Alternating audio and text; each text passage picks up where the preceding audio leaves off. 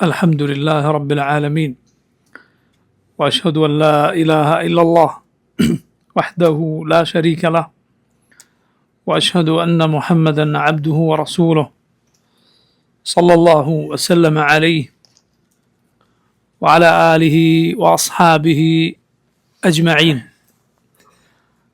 اللهم انفعنا بما علمتنا وعلمنا ما ينفعنا وزدنا علما. اللهم أصلح لنا شأننا كله ولا تكلنا إلى أنفسنا طرفة عين. اللهم إنا نسألك فعل الخيرات وترك المنكرات وحب المساكين وأن تغفر لنا وترحمنا وتتوب علينا، وإذا أردت بقوم فتنة فاقبضنا إليك غير مفتونين. ونسألك حبك وحب من يحبك وحب عمل يقربنا إلى حبك. اللهم زينا بزينة الإيمان واجعلنا هداة مهتدين. اللهم لك أسلمنا وبك آمنا وعليك توكلنا وإليك نبنا وبك خاصمنا. نعوذ بعزتك لا إله إلا أنت أن تضلنا. أنت الحي الذي لا يموت والجن والإنس يموتون. أما بعد. സഹോദരങ്ങളെ, പരിശുദ്ധ ഖുർആനിൽ സൂറത്തുൽ ബഖറയുടെ തഫ്സീറിൽ 33 ആയത്തുകളുടെ വിശദീകരണമാണ് ഇതുവരെ നമ്മൾ മനസ്സിലാക്കിയത്. അല്ലാഹു റബ്ബുൽ ആലമീൻ പറയുന്നു, وَإِذْ قُلْنَا لِلْمَلَائِكَةِ اسْجُدُوا لِآدَمَ فَسَجَدُوا إِلَّا إِبْلِيسَ أَبَى وَاسْتَكْبَرَ وَكَانَ مِنَ الْكَافِرِينَ. وَإِذْ قُلْنَا, നാം പറഞ്ഞ സന്ദർഭം അഥവാ നാം കൽപ്പനയായിക്കൊണ്ട് പറഞ്ഞ സന്ദർഭം, ലിൽ മലായിക, മലക്കുകളോട്, ഉസ്ജുദൂ ലി ആദം, നിങ്ങൾ ആദമിന് സുജൂദ് ചെയ്യുക. ഫസജദു, അപ്പോൾ സുജൂദ് ചെയ്തു, ഇല്ലാ ഇബ്ലീസ്, ഫസജദു, അപ്പോൾ അവർ സുജൂദ് ചെയ്തു, മലക്കുകളെല്ലാം സുജൂദ് ചെയ്തു, ഇല്ലാ ഇബ്ലീസ്, ഇബ്ലീസ് ഒഴികെ. അബ വസ്തക്ബറ വകാന മിനൽ കാഫിരീൻ.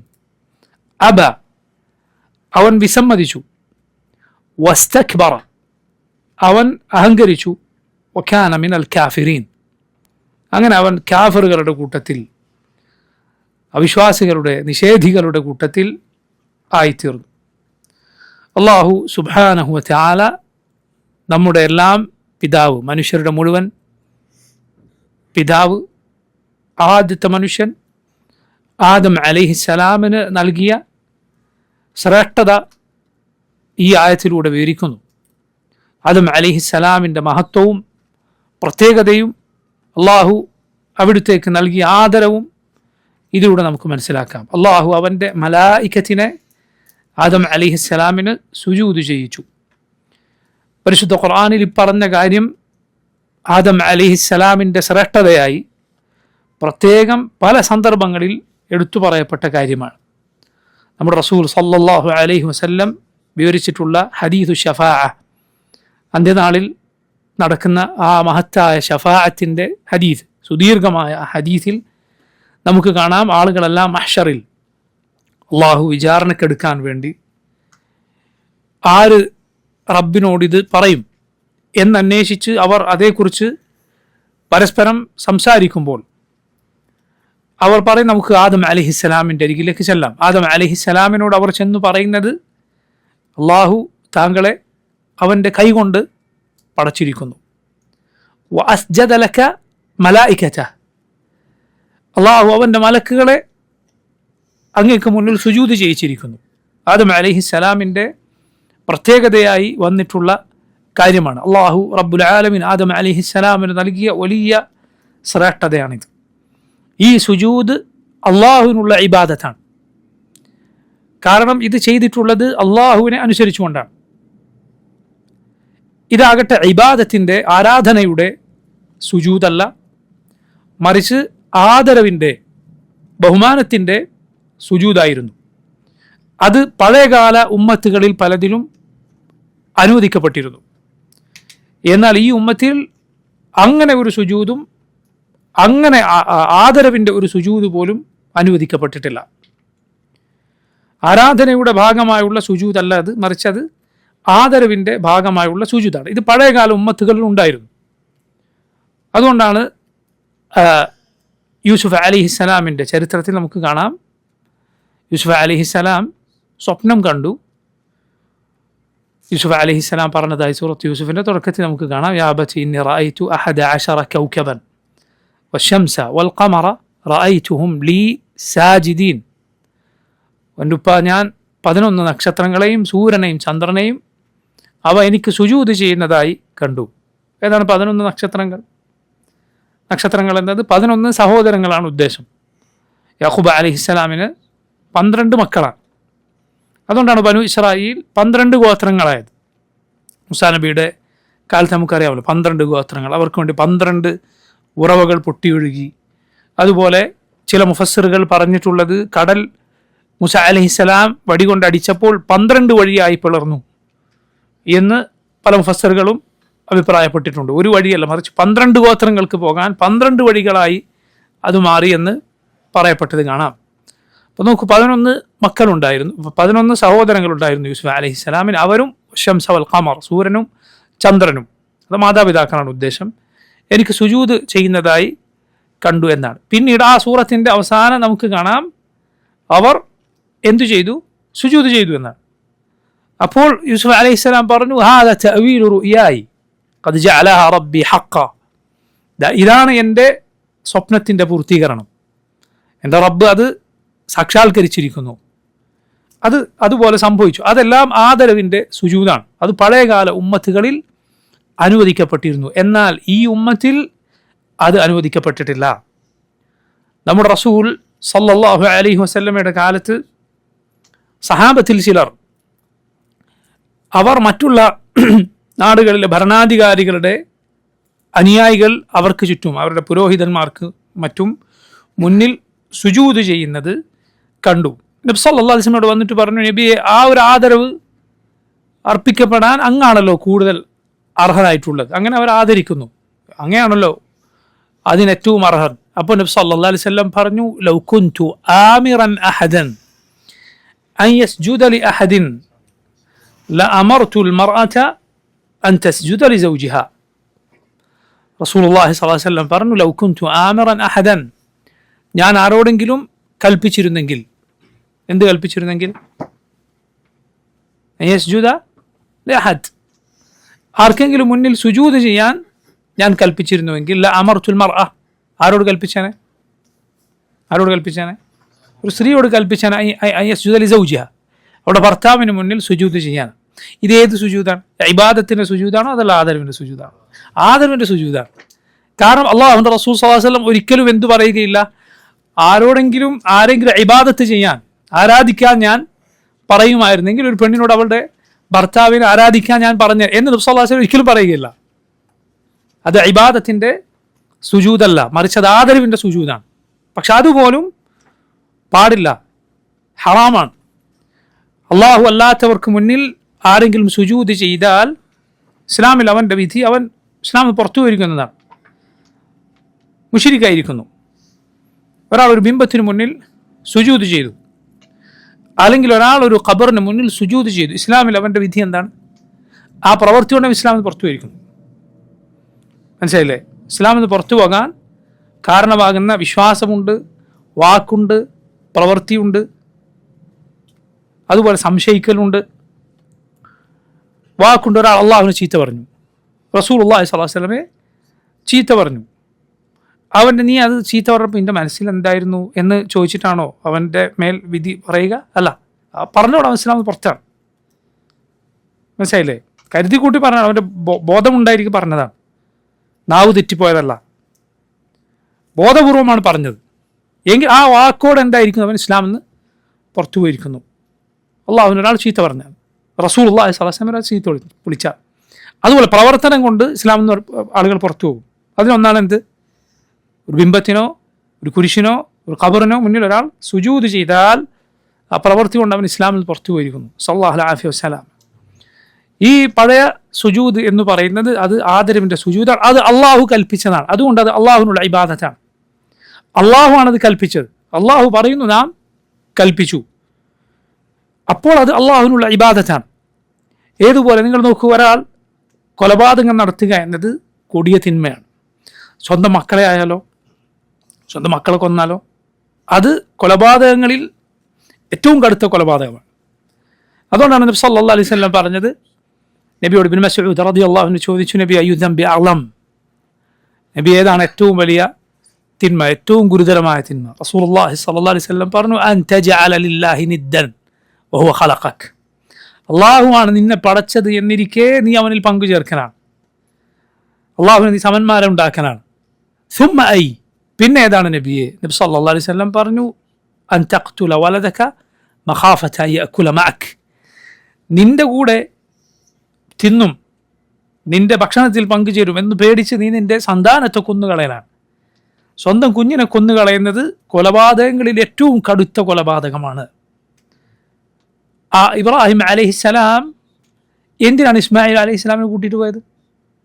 അറുക്കാനാണ്, അറുത്ത് കൊലപ്പെടുത്താനാണ്. പക്ഷെ ഇബ്രാഹിം അലൈഹിസ്സലാം ആ പോയതിന് അള്ളാഹുവിൽ നിന്ന് എന്താണ് ലഭിക്കുക? പ്രതിഫലമാണ് ലഭിക്കുക. എന്തുകൊണ്ട്? അള്ളാഹു കൽപ്പിച്ചതാണ്, അള്ളാഹു കൽപ്പിച്ചതാണ്, റബ്ബ് സുബ്ഹാനഹു തആല കൽപ്പിച്ചതാണ്. ഇബ്രാഹിം അലൈഹിസ്സലാമിന് റബ്ബിന് വേണ്ടി അള്ളാഹുവിൻ്റെ കൽപ്പന അനുസരിച്ച് മകനെ അറുത്ത പ്രതിഫലമുണ്ട്, അറുത്തിട്ടില്ലെങ്കിലും. എന്തുകൊണ്ട്? കാരണം ആ പ്രവൃത്തി നടപ്പിലാക്കാൻ ചെന്നു, അതിനൊരുങ്ങി, അതിനുള്ള എല്ലാ ചിട്ടവട്ടങ്ങളും ഒരുക്കി. പക്ഷേ ചെയ്യുന്നതിന് മുൻപ് അള്ളാഹു ആ കൽപ്പന നസ്ഖ് ചെയ്തു, ആ കൽപ്പന ദുർബലപ്പെടുത്തി. എന്തിനാണത്? ആ നസ്ഖിൻ്റെ, ആ കൽപ്പന ദുർബലപ്പെടുത്തിയതിൻ്റെ ഫലം എന്താണ്? അത് ചെയ്തതിൻ്റെ പ്രതിഫലം ഇബ്രാഹിം അലൈഹിസ്സലാമിനുണ്ട്. ഏതുപോലെ ഇത് ഉസൂലുൽ ഫിഖ്ഹിൽ വളരെ പ്രധാനപ്പെട്ടൊരു ഭാഗമാണ്. അതായത് ഒരു കൽപ്പന അള്ളാഹുവിൻ്റേത് വന്നു, നടപ്പിലാക്കുന്നതിന് മുൻപ് അള്ളാഹു നിയമം മാറ്റിയാൽ അത് ചെയ്യാനൊരുങ്ങിയവർക്ക് ചെയ്ത പ്രതിഫലമാണ്. നമ്മുടെ റസൂൽ സല്ലല്ലാഹു അലൈഹി വസല്ലം 50 വക്ത് നിസ്കാരം അത് കൊണ്ടാണ് ഇറങ്ങിയത്. അത് നിറവേറ്റാൻ ഒരുങ്ങിയിട്ടാണ് നബി സല്ലല്ലാഹു അലൈഹി വസല്ലം റബ്ബിൽ നിന്ന് വന്നത്. പക്ഷേ അള്ളാഹു സുബ്ഹാനഹു വതആല ഇളവ് നൽകി. മൂസ അലൈഹിസ്സലാം പറഞ്ഞപ്പോൾ നബി സല്ലല്ലാഹു അലൈഹി വസല്ലം ഇളവ് ചോദിച്ചാണ്. നബി സല്ലല്ലാഹു അലൈഹി വസല്ലം അതിന് ഒരുങ്ങിയിട്ടാണ് വന്നത്. എന്താണ് അതിൻ്റെ ഗുണം ഈ ഉമ്മത്തിനുള്ളത്? റബ്ബ് സുബ്ഹാനഹു വതആല 5 നേരമാക്കി നിശ്ചയിച്ചപ്പോൾ പറഞ്ഞത് കാണാം, ഹിയ ഖംസുൻ ഹിയ ഖംസൂൻ, അത് 5 എന്നാൽ 50. അഥവാ അമലിൽ 5 പ്രതിഫലത്തിൽ 50. ഏത് അമലും അതിൻ്റെ ഏറ്റവും ചുരുങ്ങിയ പ്രതിഫലം 10. മൻ ജാ ബിൽ ഹസനത്തി ഫലഹു അശ്റു അംസാലിഹ, അള്ളാഹു പറഞ്ഞു ഒരാൾ ഒരു നന്മ ചെയ്താൽ അതിന് 10 ഇരട്ടിയുണ്ട്. പക്ഷേ നിസ്കാരം അങ്ങനെയല്ല. നിസ്കാരം അത് ഒന്ന് ചെയ്യുമ്പോൾ തന്നെ ചെയ്യുന്നത് തന്നെ എന്താണ്? 10 പിന്നെയാണ് അതിൻ്റെ മുകളിലാണ് ഇരട്ടി. അതല്ല എങ്കിൽ ഒന്ന് ചെയ്താൽ 10 എന്നത് എല്ലാ ഖൈറിനുമുള്ളതാണ്. നിസ്കാരം അതിൻ്റെ തുടക്കം തന്നെ എന്താണ്?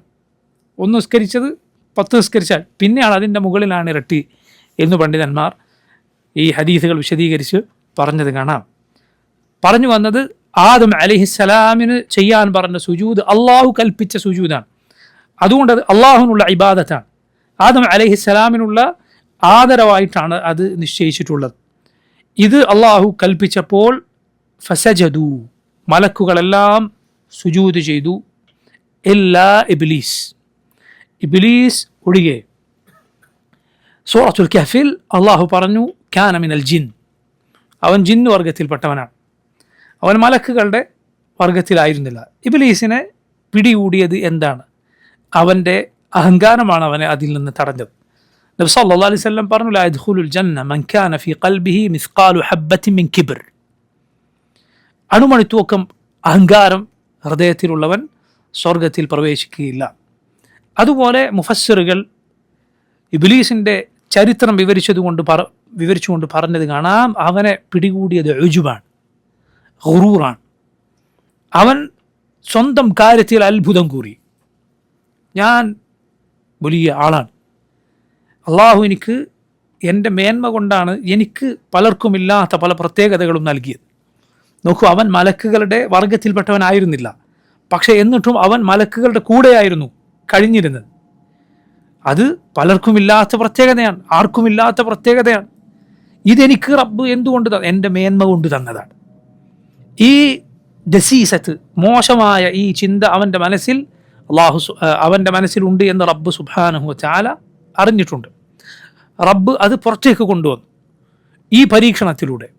ഇവിടെ നമ്മൾ വളരെ ശ്രദ്ധിക്കേണ്ട കാര്യമാണ്, എത്ര തന്നെ ലാഹിർ പുറമേക്കുള്ള കാര്യങ്ങൾ ഖൈറാണെങ്കിലും ഖൽബിൽ ഇതുപോലുള്ള ദസീസത്തുകൾ, മോശമായ ചിന്തകൾ എവിടെയെങ്കിലും ഒളിഞ്ഞു കിടപ്പുണ്ട് എങ്കിൽ അത് പുറത്തേക്ക് ചാടും.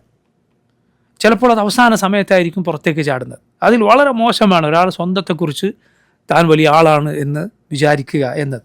നസ്അലുല്ലാഹു അൽ ആഫിയ വസ്സലാമ. പ്രിയ സഹോദരങ്ങൾ, ഇത് വളരെ ശ്രദ്ധിക്കണം. നബി സല്ലല്ലാഹു അലൈഹി വസല്ലം പറഞ്ഞു, തിന്മകൾ ചെയ്യുന്നതിനേക്കാൾ ഞാൻ നിങ്ങളിൽ ഭയപ്പെടുന്ന കാര്യമാണ് അൽ ഉജുബ്.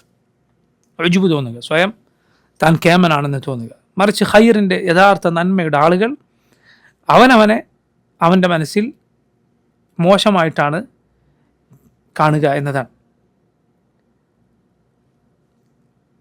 ഉത്ബത്ത് ഇബ്നു ഗസ്വാൻ എന്ന സഹാബി റളിയല്ലാഹു അൻഹു വളരെ നേരത്തെ ഇസ്ലാം സ്വീകരിച്ച സഹാബിമാരിൽ ഒരാളാണ്. അദ്ദേഹത്തിൻ്റെ അവസാന കാലത്ത് അദ്ദേഹം നടത്തിയ പ്രസംഗങ്ങളിൽ ഒന്നിൽ കാണാം, അഊദു ബില്ലാഹ്, ഞാൻ അള്ളാഹുവിനോട് കാവൽ തേടുന്നു, അൻ അകൂന ഫീ നഫ്സി അളീമൻ വഇൻദല്ലാഹി ഹഖീറൻ, ഞാൻ അള്ളാഹുവിനോട് കാവൽ തേടുന്നു, എൻ്റെ മനസ്സിൽ ഞാൻ വലിയ ആളാവുക, അള്ളാഹുവിൽ ഞാൻ ഒരു ഹഖീർ, ഒരു വിലയുമില്ലാത്തവനായി തീരുക, അതിൽ നിന്ന് ഞാൻ റബ്ബിനോട് കാവൽ തേടുന്നു. നമ്മുടെ ഉമ്മ ആയിഷ റളിയല്ലാഹു അൻഹയുടെ ശ്രേഷ്ഠതയായി ഇമാം ഇബ്നുൽ ഖയ്യിം റഹിമഹുല്ലാഹ് അദ്ദേഹത്തിൻ്റെ അലാമുൽ മുവഖ്ഖിഈൻ എന്ന ഗ്രന്ഥത്തിൽ നമ്മുടെ ഉമ്മമാരെക്കുറിച്ച് പറയുന്ന ഭാഗത്ത് ആയിഷ റളിയല്ലാഹു അൻഹയുടെ ശ്രേഷ്ഠതയായി പ്രത്യേകം എടുത്തു പറഞ്ഞത് കാണാം.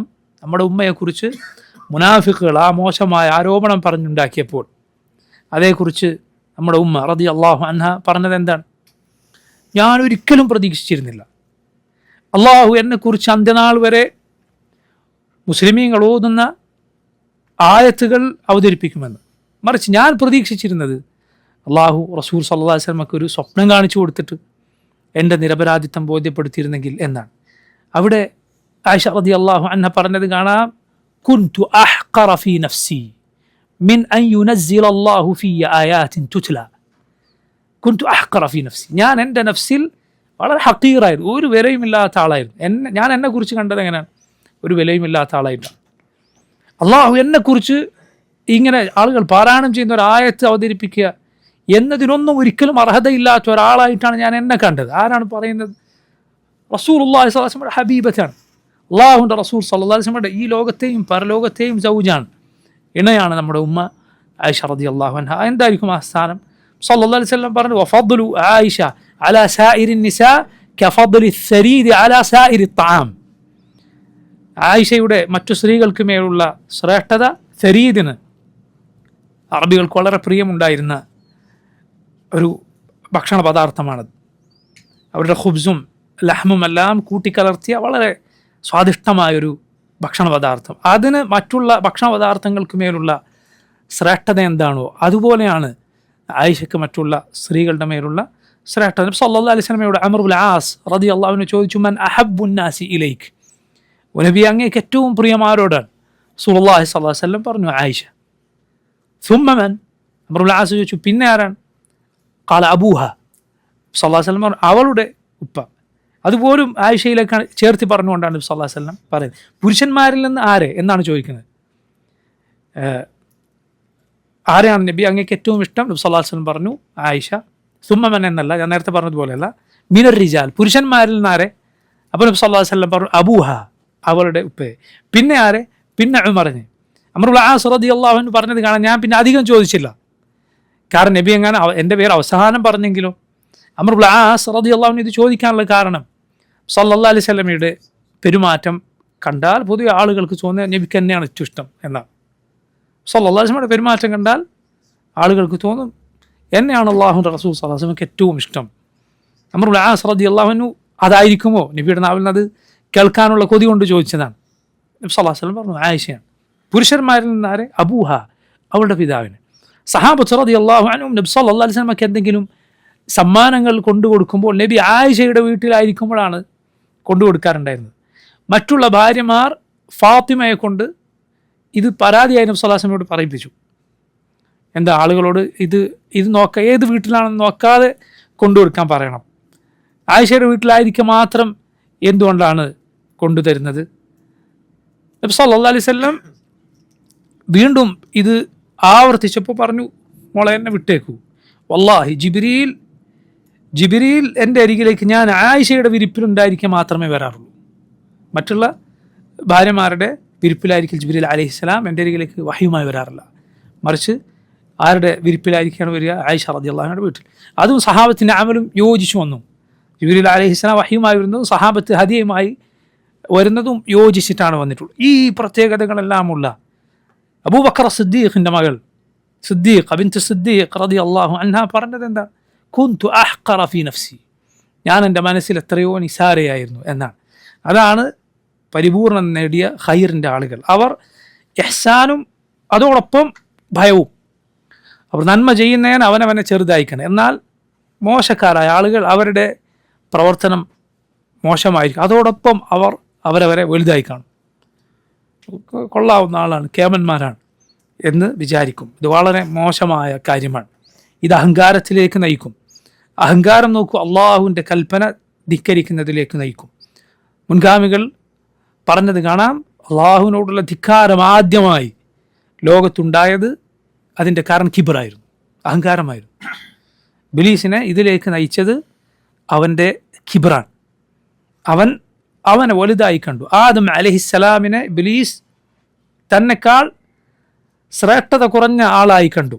അവൻ പറഞ്ഞ ന്യായമാണ് ഖുർആനിൽ തന്നെ അള്ളാഹു ആവർത്തിച്ചു പറഞ്ഞത്, ഖലഖ്തനി മിൻ നാർ, റബ്ബേ നീ എന്നെ തീയിൽ നിന്ന് പടച്ചു.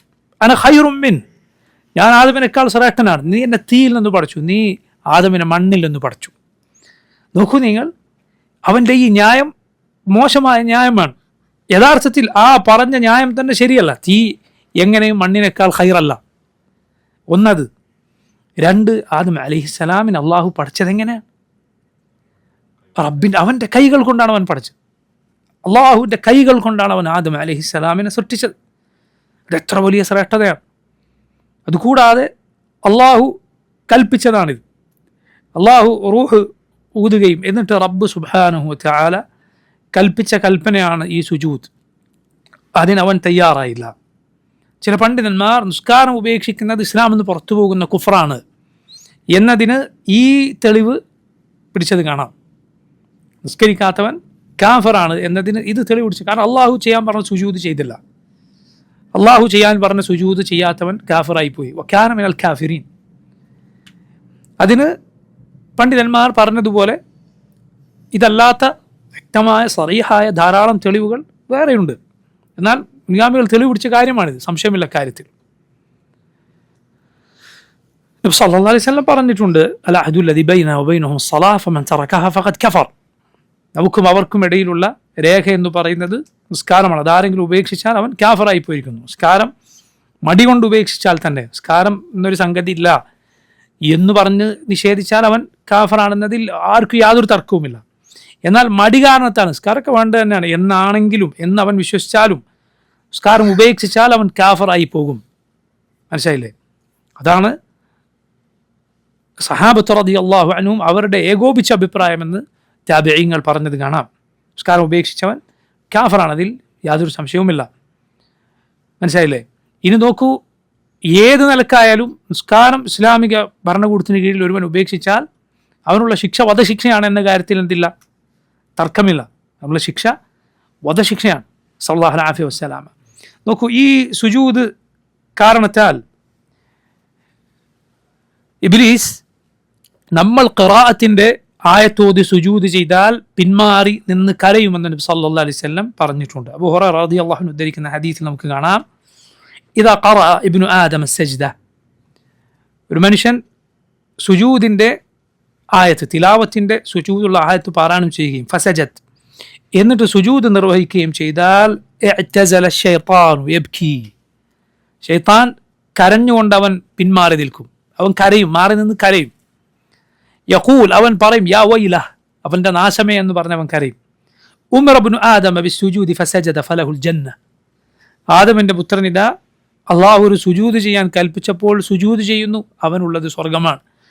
ഉമിർതു ബിസ്സുജൂദി ഫഅബൈതു ഫലിയന്നാർ, ഞാൻ ഒരു സുജൂദ് ചെയ്യാൻ വിസമ്മതിച്ചു, എനിക്ക് നരകമാണുള്ളത് എന്ന് പറഞ്ഞവൻ കരയുമെന്ന് നബി സല്ലല്ലാഹു അലൈഹി വസല്ലം പറഞ്ഞിരിക്കുന്നു. തിലാവത്തിൻ്റെ സുജൂദിൻ്റെ ശ്രേഷ്ഠതയാണ്. ആ സുജൂദ് നമ്മൾ ഒഴിവാക്കാൻ പാടില്ലാത്തൊരു സുജൂദാണ്. അത് നിർബന്ധമല്ല, പക്ഷേ ഇത്രയും ശ്രേഷ്ഠതയുള്ളൊരു സുജൂദാണ്. എന്ത്? ഖുർആൻ ഓതുമ്പോൾ സുജൂദിൻ്റെ ആയത്തുകൾ എത്തിയാൽ അത് എന്തെങ്കിലും വഴിയുണ്ടെങ്കിൽ അത് ഉപേക്ഷിക്കാതിരിക്കുക, സുജൂദ് ചെയ്യുക. കാരണം അത് ശ്രേഷ്ഠമായ ഒരു അമലാണ്. പണ്ഡിതന്മാർ ഹമലത്തുൽ ഖുർആൻ, ഖുർആൻ പഠിച്ച ആളുകൾ പാലിക്കേണ്ട മര്യാദകളുടെ കൂട്ടത്തിൽ പ്രത്യേകം ഇത് എണ്ണി പറഞ്ഞത് കാണാം.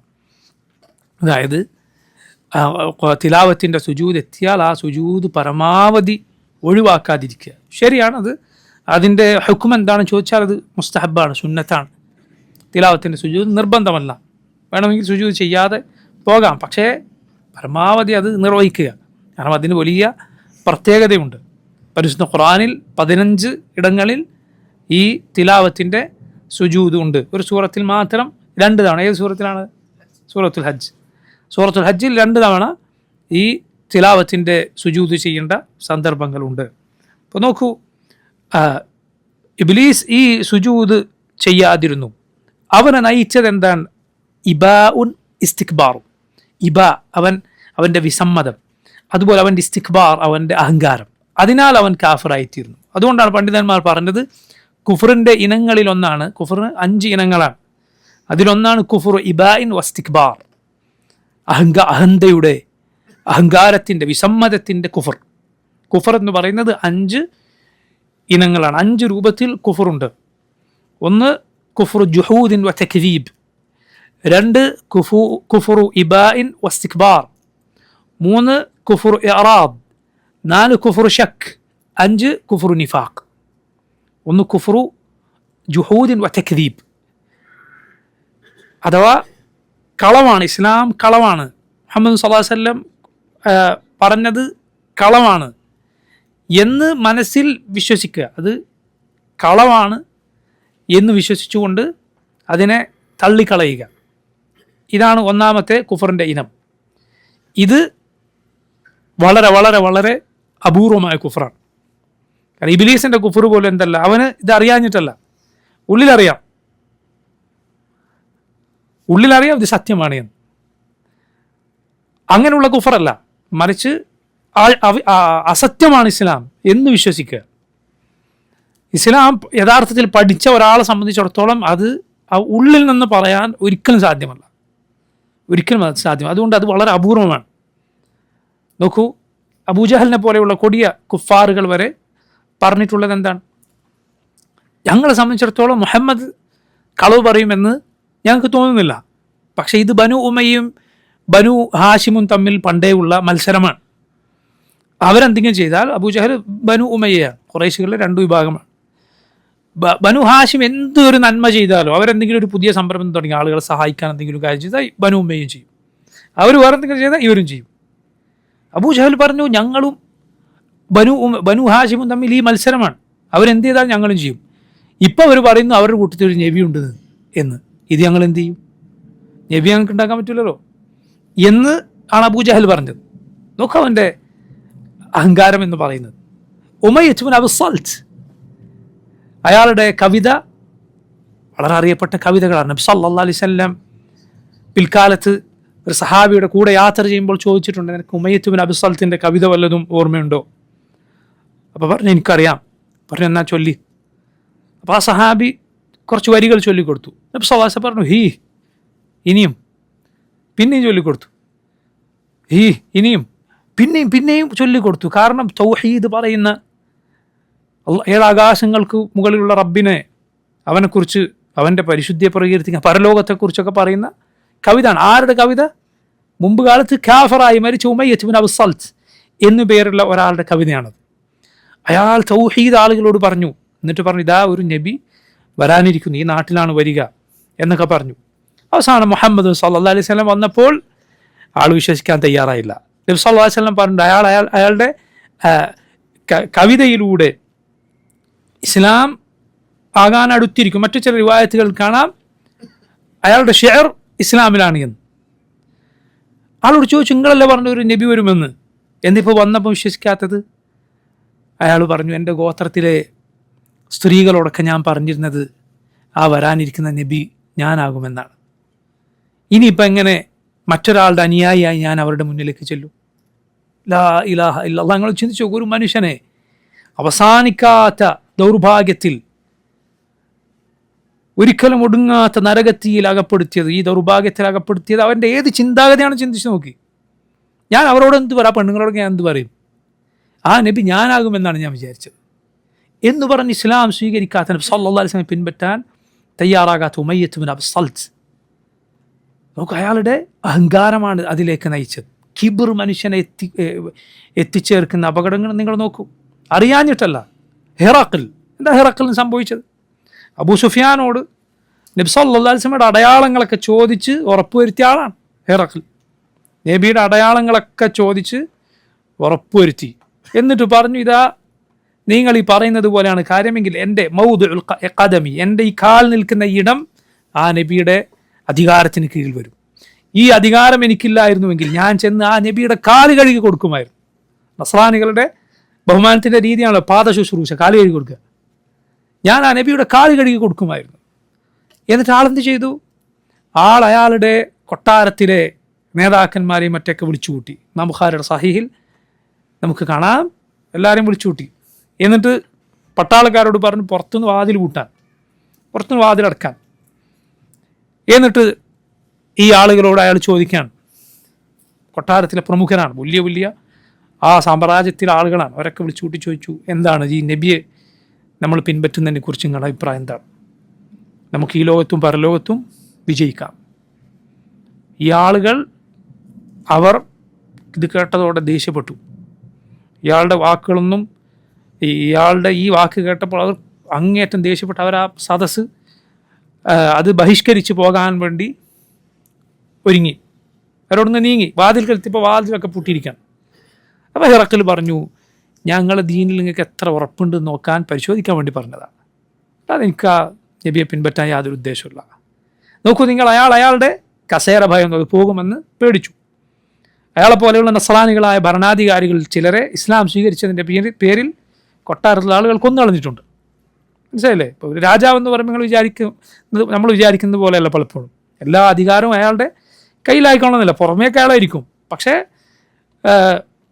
ആളുകൾക്ക് അദൃശ്യമായ രൂപത്തിൽ അയാളുടെ പിന്നിലും മുന്നിലൊക്കെ വേണമെങ്കിൽ അയാളെ കൊലപ്പെടുത്താൻ മാത്രം പോകുന്ന ആളുകളുണ്ടാവും. എത്രയോ ചരിത്രത്തിൽ അറിയപ്പെട്ടതാണ്. ശക്തരായ ഭരണാധികാരികളെ പലരെയും കൊട്ടാര വിപ്ലവത്തിലൂടെ ആളുകൾ കൊലപ്പെടുത്തിയത്. അങ്ങനെ ആളുകൾ കൊല്ലപ്പെട്ടിട്ടുണ്ട്. അയാളുടെ സിംഹാസനം അത് നഷ്ടപ്പെട്ടു പോയേക്കുമോ എന്ന് പേടിച്ച് ഈ ലോകത്തെയും പരലോകത്തെയും ഏറ്റവും വലിയ വിജയം നഷ്ടപ്പെടുത്തി കളഞ്ഞു. അപ്പോൾ കുഫർ എന്ന് പറയുന്നത് എപ്പോഴും ഒരേ ഇനമല്ല. എല്ലാവരും ഇസ്ലാം ഉപേക്ഷിക്കുന്നത് അസത്യമാണെന്ന് വിശ്വസിച്ചിട്ടല്ല, അത് കുറവാണ് എന്നാണ്. ഇവിടെയാണ് ചില വിവരദോഷികളെ നമുക്ക് മനസ്സിലാവുക. അവർ പറയും, ഈ കണ്ട ആളുകളൊന്നും, ചില ആളുകൾ പരസ്യമായി പറയാറുണ്ട്, ഇവരൊന്നും കാഫർ എന്ന് വിളിക്കാൻ പാടില്ല. കാരണം എന്താ? കാഫർ എന്ന് പറഞ്ഞാൽ സത്യമാണെന്ന് അറിഞ്ഞുകൊണ്ട് അത് നിഷേധിച്ചവർ മാത്രമേ, ഇവർക്കൊന്നും ഇത് സത്യമാണെന്ന് അറിയില്ല എന്ന് പറയുന്നത് കാണാം. തികഞ്ഞ വിവരക്കേടാണ്. മനസ്സിലായില്ലേ? സത്യമാണെന്ന് അറിഞ്ഞുകൊണ്ട് അതിനെ നിഷേധിച്ചാൽ അതും കുഫറാണ്. അതുപോലെ കുഫ്റു ജുഹൂദി വതക്ദീബ്, അസത്യമാണെന്ന് വിശ്വസിക്കുക എന്നിട്ട് നിഷേധിക്കുക, അതും കുഫറാണ്.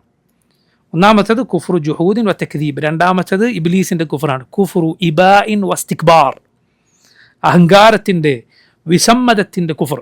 സത്യമാണെന്ന് അറിയാം പക്ഷേ സ്വീകരിക്കാൻ തയ്യാറല്ല. ഇബ്ലീസിൻ്റെ പോലെയുള്ള കുഫർ, ഫിറഔനിൻ്റെ കുഫറൊക്കെ അതായിരുന്നു.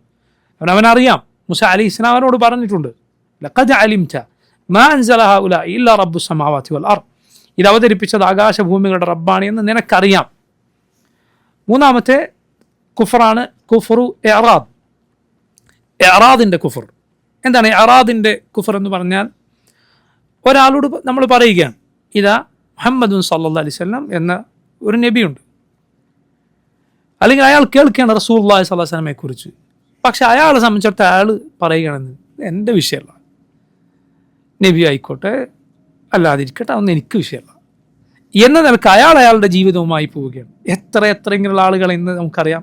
ഇസ്ലാമിനെ കുറിച്ച് സംസാരിച്ച് നോക്കും. ഇസ്ലാം സത്യമാണ്, ആണോ ആയിക്കോട്ടെ, എനിക്കെന്താ എന്ന രൂപത്തിൽ ജീവിക്കുന്ന എത്രയോ ആളുകളുണ്ട്. അത് കുഫ്റു ഇഅറാദ് എന്ന കുഫ്റാണ്. ഇതൊക്കെ ഇസ്ലാം എന്ന് പുറത്തുപോയ, നരകം ഈ രൂപത്തിൽ മരിച്ചാൽ നരകത്തിൽ ശാശ്വതരാകുന്ന ആളുകളാണ് ഈ പറഞ്ഞ ഏത് കുഫറിലായാലും.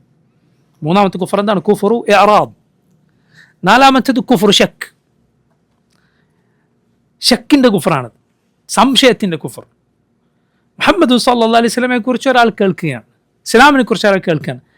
അപ്പോൾ അയാളുടെ മനസ്സിൽ എന്താണ് അയാൾ ചിന്തിക്കുന്നത്? ഈ ഇസ്ലാം എന്ന് പറയുന്നത് സത്യം ആയിരിക്കാം, അല്ലാതെ ഇരിക്കാം, നമുക്കറിയില്ല. മുഹമ്മദ് സല്ലല്ലാഹു അലൈഹി വസല്ലം ചിലപ്പോൾ അള്ളാഹുവിൻ്റെ നബി ആയിരിക്കും, ഇനി ആവാതിരിക്കാനും വഴിയുണ്ട്. പരലോകം ചിലപ്പോൾ ഉണ്ടായിരിക്കാം, ചിലപ്പോൾ ഉണ്ടായിരിക്കില്ല. എന്താണ് ഇങ്ങനെ വിശ്വസിച്ചാൽ ഒരുവൻ്റെ വിധി? ഇസ്ലാം പുറത്താണ്, ഒരു കാഫറാണ്.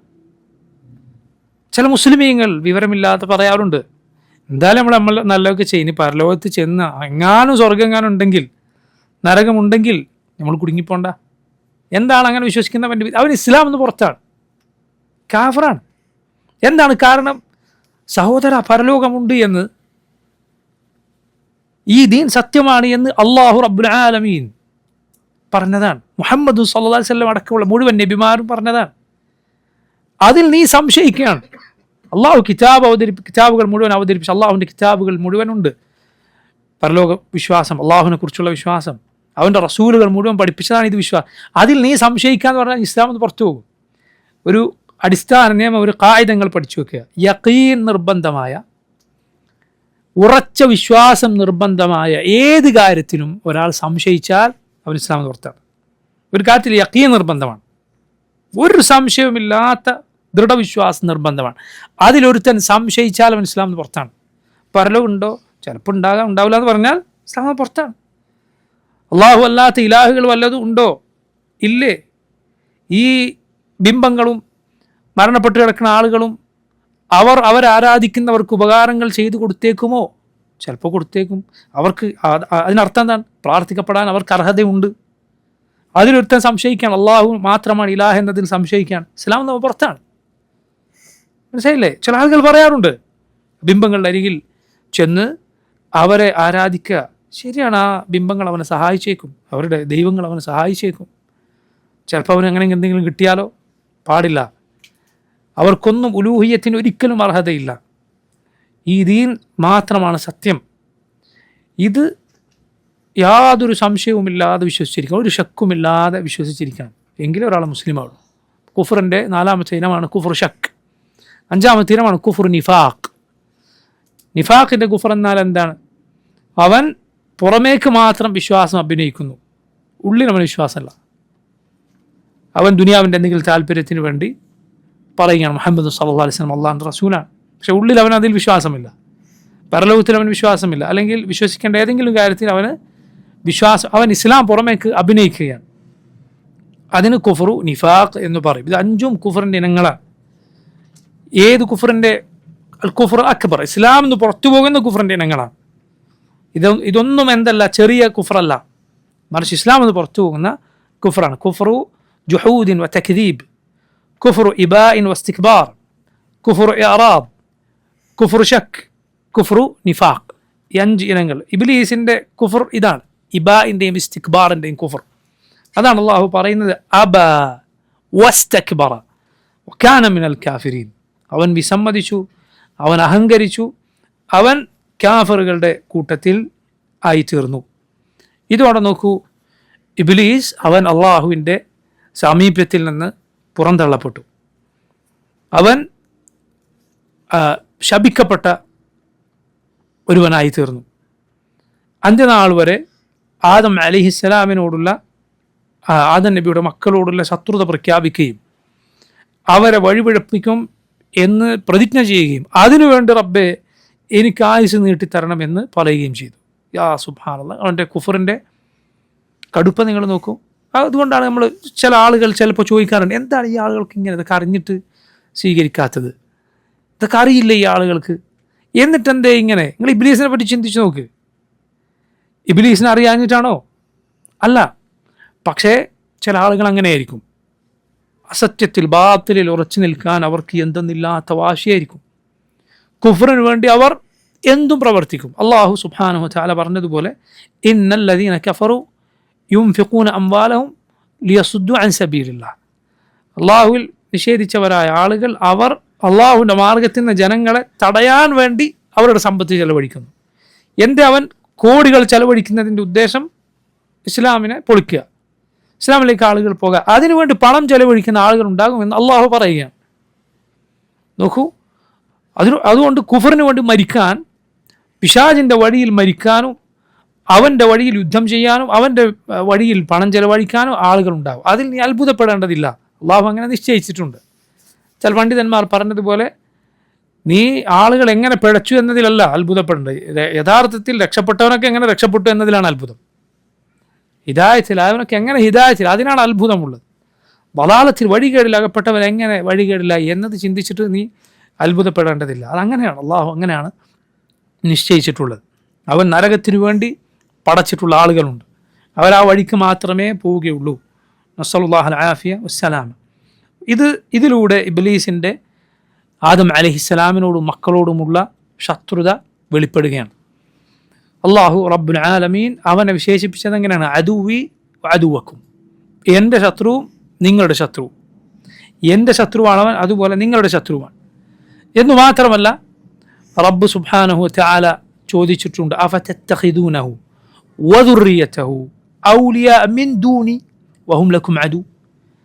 നിങ്ങൾ അവനെയും അവൻ്റെ മക്കളെയും എനിക്ക് പുറമെ നിങ്ങളുടെ മിത്രങ്ങളാക്കി സ്വീകരിക്കുകയാണോ?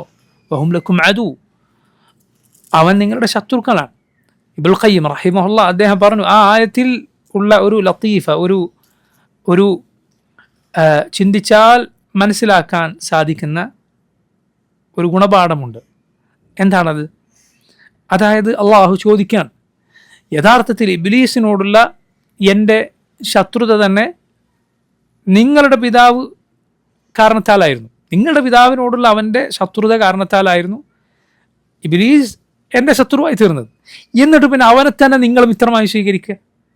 യഥാർത്ഥത്തിൽ റബ്ബ് സുബ്ഹാനഹു വതആലയോട് അവൻ ഈ രൂപത്തിൽ റബ്ബിൽ നിന്ന് അകന്നു പോകാൻ, അള്ളാഹുവിൻ്റെ ശാപകോപങ്ങൾക്ക് വിധേയനാകാൻ കാരണമായത് എന്താണ്? മനുഷ്യരെ നിങ്ങളുടെ ഉപ്പയോടുള്ള അവൻ്റെ അസൂയാണ്. എന്നിട്ട് പിന്നെ നിങ്ങൾ തന്നെ എന്നെ ഉപേക്ഷിച്ച് അവൻ്റെ മിത്രങ്ങളായി ചെല്ലുകയാണോ? അഫതത്തഖിദൂനഹു വദുർരിയതഹു ഔലിയാ മിൻ ദൂനി വഹും ലക്കും അദു. അവനാകട്ടെ നിങ്ങളുടെ ശത്രുക്കളാണ്. ഇബ്ലീസിനെ റബ്ബ് സുബ്ഹാനഹു വതആല അന്ത്യനാൾ വരെ ആയുസ് നൽകി വിട്ടയച്ചിരിക്കുന്നു. എന്തിനു വേണ്ടി? അതിൻ്റെ പിന്നുള്ള ഹിക്മത്ത് അള്ളാഹു റബ്ബുൽ ആലമീൻ ആരാണ് ഈ മഅറക്കത്തിൽ, ഈ യുദ്ധത്തിൽ വിജയിക്കുക എന്ന് പരീക്ഷിക്കാൻ വേണ്ടിയാണ്. മനുഷ്യൻ ജനിച്ചത് മുതൽ മരിക്കുന്നത് വരെ പിശാചുക്കളുമായുള്ള പോരാട്ടത്തിനാണ്, ശൈത്താനുമായുള്ള ജിഹാദിലാണ്. ഏതൊരു മനുഷ്യരും അവൻ ഇടതടവില്ലാതെ മനുഷ്യനെ വഴിതെറ്റിക്കാൻ ശ്രമിച്ചുകൊണ്ടിരിക്കുന്നു. കുഫറിലേക്ക് കൊണ്ടുപോകാൻ, ശിർക്കിലേക്ക് കൊണ്ടുപോകാൻ, ബിദ്അത്തിലേക്ക് കൊണ്ടുപോകാൻ, അത് കഴിഞ്ഞാൽ വൻ പാപങ്ങളിലേക്ക് കൊണ്ടുപോകാൻ, അത് കഴിഞ്ഞാൽ അതിന് സാധിച്ചില്ലെങ്കിൽ ചെറിയ പാപങ്ങളിലേക്ക് കൊണ്ടുപോകാൻ, ഇങ്ങനെ ശൈത്താൻ പരിശ്രമിച്ചു കൊണ്ടിരിക്കും. അതുകൊണ്ട് ഏത് നിലക്കും അവനോട് എതിരാകാനാണ് മുസ്ലിമീങ്ങൾ കൽപ്പിക്കപ്പെട്ടത്. ചെറിയ കാര്യത്തിൽ പോലും നിങ്ങൾ അവനോട് സാദൃശ്യപ്പെടരുത്. ചെറിയ കാര്യത്തിൽ പോലും നബി സല്ലല്ലാഹു അലൈഹി വസല്ലം പറഞ്ഞതുപോലെ നിങ്ങൾ വലത് കൈകൊണ്ട് തിന്നുക, വലത് കൈകൊണ്ട് കുടിക്കുക. ഫൈന ശൈത്താന യഅകുലു ബിശിമാലിഹി വയശ്റബു ബിശിമാലിഹി. ശൈത്താൻ അവൻ്റെ ഇടത് കൈ കൊണ്ട് തിന്നുന്നു, ഇടത് കൈ കൊണ്ട് കുടിക്കുന്നു. റസൂലുള്ളാഹി സ്വല്ലല്ലാഹു അലൈഹി വസല്ലം ശൈത്താനോട് എതിരാകാൻ പറഞ്ഞിരിക്കുന്നു. ഒരുപാട് കാര്യങ്ങൾ അവനെ പോലെ ആകരുത്. അവൻ്റെ കാൽപ്പാടുകളെ നിങ്ങൾ പിൻപറ്റരുത്. അവൻ നിങ്ങളോട് അസൂയുള്ളവനാണ്. അതുപോലെ അവൻ്റെ വലിയ ഷർറാണ് അവൻ്റെ വസ്വസത്ത് എന്ന് പറയുന്നത്. അവൻ വസ്വസത്ത് ഉണ്ടാക്കുന്നവനാണ്. എന്താണ് വസ്വസത്ത് എന്ന് പറഞ്ഞാൽ? കാര്യം ഒരു തിന്മ ചെയ്യാനുള്ള പ്രേരണയോ അതല്ലെങ്കിൽ ഒരു നന്മ മുടക്കാനുള്ള ഒരു പ്രേരണയോ മനസ്സിൽ വന്നിട്ടുണ്ടാവും. പറഞ്ഞ ആളുടെ ശബ്ദം നമ്മൾ കേട്ടിട്ടുണ്ടാവുകയില്ല. അതുവരെ ഇല്ലാത്തൊരു ചിന്ത മനസ്സിൽ വന്നു ചേരും. ഇതാണ് വസ്വസത്ത്. അവൻ മനുഷ്യൻ്റെ രക്തം ഓടുന്നിടത്തൊക്കെ സഞ്ചരിക്കും. ഇന്ന ശൈത്താന യജ്രി മിനൽ ഇൻസാനി മജ്റദ്ദം. രക്തം ഓടുന്നിടത്തെല്ലാം സഞ്ചരിക്കും. നിങ്ങളെ അവൻ കാണും, അവൻ്റെ മക്കളും. നിങ്ങൾ അവനെ കാണുകയില്ല. എന്തൊരു അപകടം പിടിച്ച ശത്രുവാണെന്ന് ചിന്തിച്ച് നോക്കൂ. നമുക്ക് കാണാൻ കഴിയില്ല, പക്ഷെ നമ്മളെ കാണും. അള്ളാഹുവിൽ അവലംബിക്കുക, അള്ളാഹുവിനോട് കാവൽ തേടുക എന്നതല്ലാതെ അവനിൽ നിന്ന് യാതൊരു രക്ഷപ്പെടാനുള്ള ഒരു വഴിയുമില്ല. ഇഖ്ലാസ്, അള്ളാഹുവിന് വേണ്ടി മാത്രം ജീവിക്കുക എന്നതാണ് ഏറ്റവും വലിയ അവനിൽ നിന്ന് രക്ഷപ്പെടാനുള്ള വഴി. ഇല്ലാ ഇബാദക മിൻഹുമുൽ മുഖ്ലസീൻ. ഇബ്ലീസ് തന്നെ പറഞ്ഞതുപോലെ, റബ്ബേ നിൻ്റെ അടിമകളിൽ മുഖ്ലസുകളായ ആളുകൾ, അതുപോലെ മുഖ്ലിസുകളായ ആളുകൾ, അള്ളാഹു പ്രത്യേകം തിരഞ്ഞെടുത്ത ഇഖ്ലാസുള്ളവരായ ആളുകൾ, അവരാണ് അവൻ്റെ പിടിയിൽ നിന്ന് രക്ഷപ്പെടുക. വളരെ വളരെ ശ്രദ്ധിക്കണം. ഷെയ്ത്താനിൽ നിന്ന് അള്ളാഹുവിനോട് കാവൽ തേടണം. നന്മകൾ ചെയ്യുമ്പോൾ അവൻ മുടക്കാൻ ശ്രമിക്കും, തിന്മയിലേക്ക് അവൻ പ്രേരണ നൽകും.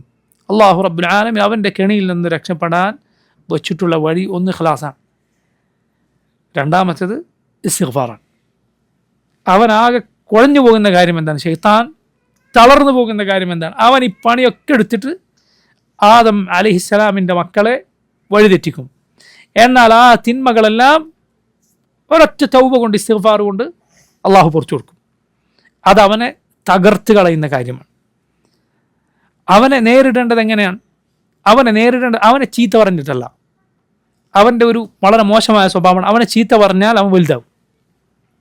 നബി സല്ലല്ലാഹു അലൈഹി വസല്ലം പറഞ്ഞു, ഒരാൾ ഒരു യാത്രക്കിടയിൽ അയാളുടെ വാഹനമൃഗം ഒന്ന് തളർന്നപ്പോൾ ഒരാൾ പറഞ്ഞു, തൈസ ഷൈത്താൻ, ഷൈത്താൻ തുലഞ്ഞു പോട്ടെ. അപ്പോൾ നബി സല്ലല്ലാഹു അലൈഹി വസല്ലം പറഞ്ഞു, നീ തൈസ ഷൈത്താൻ എന്ന് പറയരുത്. അങ്ങനെ പറഞ്ഞാൽ ഷൈത്താൻ ഇങ്ങനെ വലുതായി ഒരു കെട്ടിടം പോലെ അവൻ ഒരു കെട്ടിടത്തിൻ്റെ അത്ര വലുതാവും. അവനിങ്ങനെ വീർക്കും. അതേസമയം നീ എന്തു പറയുക? എന്തെങ്കിലും വീണു പോയാൽ നീ പറയുക ബിസ്മില്ലാ, അള്ളാഹിൻ്റെ പേര് പറയുക. അപ്പോൾ അവൻ ചെറുതായി പോകും. അവൻ നിസാരനാകും. അവൻ്റെ ഒരു വികൃതമായ സ്വഭാവമാണ്. അള്ളാഹുവിനോട് കാവൽ തേടിയാൽ, അള്ളാഹുവിനെ ഓർത്താൽ അവൻ പിന്മാറിക്കളയും.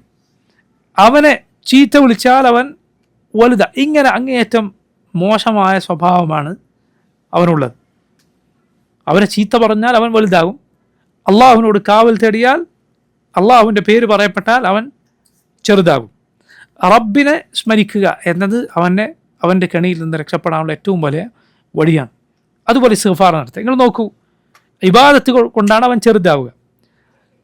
നിസ്കരിക്കാൻ നിന്നാൽ ഷെയ്ത്താൻ മനുഷ്യനെ ഉദ്കുർ കഥ, നീ ഇന്നതോർക്കുക എന്നിങ്ങനെ പറഞ്ഞ് അവൻ്റെ ശ്രദ്ധ തെറ്റിക്കും. ഹത്ത ലാ യദ്രി കം സല്ല, എത്ര നിസ്കരിച്ചു എന്നൊരു മനുഷ്യന് മറന്നു പോകുമാറ്. നിങ്ങൾ നോക്കൂ, പക്ഷേ ഇങ്ങനെ ഒരാൾക്ക് നിസ്കാരത്തിൽ വല്ലതും മറന്നുപോയാൽ, ഒന്നുകിൽ കൂടിപ്പോവുക, അല്ലെങ്കിൽ കുറഞ്ഞു പോവുക, അല്ലെങ്കിൽ സംശയം ഉണ്ടാകുക, ഇത് മൂന്നാണ് നിസ്കാരത്തിൽ സംഭവിക്കുന്ന സഹുവിൻ്റെ സുജൂദ് ചെയ്യേണ്ട പ്രശ്നങ്ങൾ. നിസ്കാരത്തിൽ എന്തെങ്കിലും കൂടിപ്പോവുക, അല്ലെങ്കിൽ കുറഞ്ഞു പോവുക, അല്ലെങ്കിൽ സംശയം വരിക. ശരി, ഷെയ്ത്താൻ ഈ പണിയൊക്കെ എടുത്തിട്ട് ഒരു മുസ്ലിം ഒടുവിൽ ചെയ്യുന്നത് എന്താണ്? നിസ്കാരത്തിൽ ഇങ്ങനെ എന്തെങ്കിലും പറ്റിപ്പോയാൽ 2 സുജൂദ്. അവന് ഏറ്റവും പ്രയാസമുള്ളത് നബി സല്ലല്ലാഹു അലൈഹി വസല്ലം പറഞ്ഞു ആ സുജൂദിനെ കുറിച്ച്, ഇർഗാമൻ ലി ഷൈത്താൻ, ഷെയ്ത്താനെ വിറളി പിടിപ്പിക്കാനുള്ളതാണ് സുജൂദ്. കാരണം ഇക്കണ്ട ഈ വസ്വസത്തൊക്കെ അവനുണ്ടാക്കിയത് നിസ്കാരം കൊളാക്കാൻ വേണ്ടിയാണ്. പക്ഷേ ഒരു മുസ്ലിം അതുകൊണ്ട് ചെയ്യുന്നത് 2 സുജൂദ് അധികം. അവൻ വീണ്ടും അള്ളാഹുവിൻ്റെ പ്രതിഫലം നേടുകയാണ്. നബി സല്ലല്ലാഹു അലൈഹി വസല്ലം പറഞ്ഞു, ഇർഗാമൻ ലി ഷൈത്താൻ, ഷൈത്താനെ പരാജയപ്പെടുത്താൻ. അതുകൊണ്ട് നോക്കൂ, ഈ പോരാട്ടത്തിൽ അള്ളാഹുവിലേക്ക് അവലംബിക്കുക, അവനോട് കാവൽ തേടുകയും ചെയ്യുക എന്നതാണ് നമ്മൾ ഏറ്റവും ശ്രദ്ധിക്കേണ്ടത്. അള്ളാഹുവിനോട് കാവൽ തേടുക. തെറ്റുപറ്റിയാലോ, സംഭവിച്ചാലോ ഇസ്തിഗ്ഫാർ അടുത്ത് ആദം അലൈഹിസ്സലാം ചെയ്തതാ. ഇബ്ലീസ് ഇങ്ങനെ വഴിതെറ്റിക്കാൻ ശ്രമിച്ചു. അള്ളാഹു കഴിക്കരുത് എന്ന് പറഞ്ഞ് സ്വർഗത്തിൽ പ്രവേശിപ്പിച്ചിട്ട്, അടുത്ത ആയത്തിൽ ഇൻഷാ അല്ലാഹ് അത് വിശദീകരിക്കും, സ്വർഗത്തിൽ പ്രവേശിപ്പിച്ചിട്ട് കഴിക്കരുത് എന്ന് പറഞ്ഞ പഴത്തിൽ നിന്ന് അവർ 2 പേരും, നമ്മുടെ മാതാപിതാക്കൾ, കഴിച്ചുപോയി. പക്ഷേ എന്താണ് ചെയ്തത്?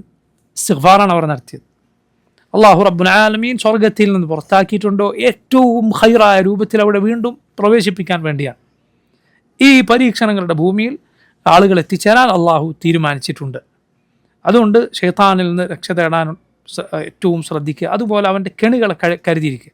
അവൻ കൊണ്ടുപോകുന്ന വഴികൾ, അവൻ്റെ കാൽപ്പാടുകൾ വളരെ വളരെ ശ്രദ്ധിക്കുക. അവനെപ്പോഴും തിന്മ, ഒരു അള്ളാഹിനെ പേടിച്ച് നടക്കുന്ന ഒരാളോട് ആദ്യം ഒരു വ്യഭിചാരം ചെയ്യാനല്ല പറയുക, ആദ്യം ഒരു കൊലപാതകം ചെയ്യാനല്ല പറയുക, മറിച്ച് നിന്നെ പതുക്കെയാണ് അതിലേക്ക് കൊണ്ടുപോകുക.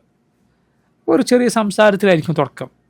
എന്താ ഇപ്പോൾ അത് സംശയം, ചിലപ്പോൾ ദീനിൻ്റെ പേരിലായിരിക്കും തുടങ്ങുക. എന്താ ഇപ്പോൾ ആ പെണ്ണിനോട് ഞാൻ ദീനിനെക്കുറിച്ച് കുറച്ച് മസാലകളൊക്കെ പറഞ്ഞു കൊടുത്താൽ എന്താ ഇപ്പോൾ കുഴപ്പം എന്ന നിലയിലായിരിക്കും കൊണ്ടുപോവുക. ഞാൻ പറഞ്ഞു വന്നത്, ഷൈത്താൻ ഒരാളുടെ തെറ്റാനുള്ള വഴി ഏതിലേക്കാണ് എന്ന് നോക്കും. അവൻ തീരെ ദീൻ അവഗണിച്ച് കളയുന്നവനാണോ ആ നിലക്ക് കൊണ്ടുപോകും. ദീനിൽ കടുംപിടുത്തുള്ളവനാണോ എങ്കിൽ അവനെ ആ നിലക്ക് കൊണ്ടുപോകാൻ, അതിലിടുന്നതിലേക്ക് കൊണ്ടുപോകാൻ ഓരോരുത്തരുടെയും മൗഖിഉസ്സലൽ, കാല് തെറ്റുന്ന വഴി ഏതാണ് എന്ന് ശൈത്താൻ അവനെ നിരീക്ഷിച്ച് മനസ്സിലാക്കും. ചില ആളുകൾക്ക് സാമ്പത്തികമായിരിക്കും, ചില ആളുകൾക്ക് ലൈംഗികമായിരിക്കും, ചില ആളുകൾക്ക് മറ്റു വല്ലതുമായിരിക്കും. ഏതിനാണ് നിന്റെ പ്രശ്നം എന്ന് നിന്നെ നിരീക്ഷിച്ച് എപ്പോഴും കൂടെ നിന്ന് അവൻ മനസ്സിലാക്കും. എന്നിട്ട് വഴി തെറ്റിക്കാൻ ശ്രമിക്കും. നോക്കൂ, ഈ തലമുറകളെ നശിപ്പിച്ച പരിചയം അവനുണ്ട്. വലഖദ് അദല്ല മിൻകും ജിബില്ലൻ കസീറൻ അഫലം തകൂനു തഅഖിലൂൻ. നിങ്ങളിൽ നിന്ന് ഒരുപാട് തലമുറകൾ അവൻ വഴിതെറ്റിച്ചിട്ടുണ്ട്. എത്ര ആളുകൾ അവൻ്റെ കെണിയിൽപ്പെട്ട് അവൻ്റെ മിത്രങ്ങളായി ഒടുവിൽ നാശത്തിലകപ്പെട്ടിട്ടുണ്ട്. അവസാനം അവൻ റബ്ബിൻ്റെ മുന്നിലെത്തിയാൽ പറയും, ഇന്നി ബരിഉ മിൻക്, ഞാനും നീയുമായി യാതൊരു ബന്ധവുമില്ല. കമസലി ശൈത്താൻ ഇദ് ഖാല ലിൽ ഇൻസാനി ക്ഫുർ ഫലമ്മ കഫറ ഖാല ഇന്നി ബരിഉ മിൻക്. മനുഷ്യനോട് നീ കാഫറാവുക എന്ന് പറഞ്ഞ ശൈത്താനെ പോലെ കാഫറായപ്പോൾ അവൻ പറഞ്ഞു, ഞാനും നീയുമായി യാതൊരു ബന്ധവുമില്ല.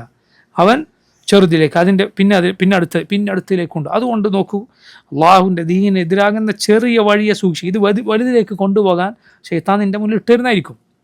അതിലേക്ക് എന്താ ഇപ്പം നോക്കിയാൽ എന്താ കുഴപ്പം, അത് അങ്ങനെ ഇളവില്ലേ എന്നിങ്ങനെയൊക്കെ ചിന്തിപ്പിച്ച് നിന്നെ തിന്മയിലേക്ക് കൊണ്ടുപോകാൻ അവൻ പരിശ്രമിക്കും. അള്ളാഹുവിൻ്റെ കാവലല്ലാതെ മറ്റൊരു കാവലുമില്ല.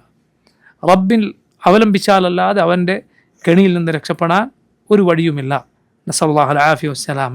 ഇൻഷാ അല്ലാഹ് നമുക്ക് വരുന്ന ദർസിൽ വിശദീകരിക്കാം. അല്ലാഹു തആല അലം സല്ലല്ലാഹു വസല്ലം വബാറക അലാ അബ്ദിഹി വറസൂലിഹി നബിയിന മുഹമ്മദിൻ വആലിഹി വസഹ്ബിഹി അജ്മഈൻ. അസ്സലാമു അലൈക്കും വറഹ്മത്തുള്ളാഹി വബറകാതുഹു.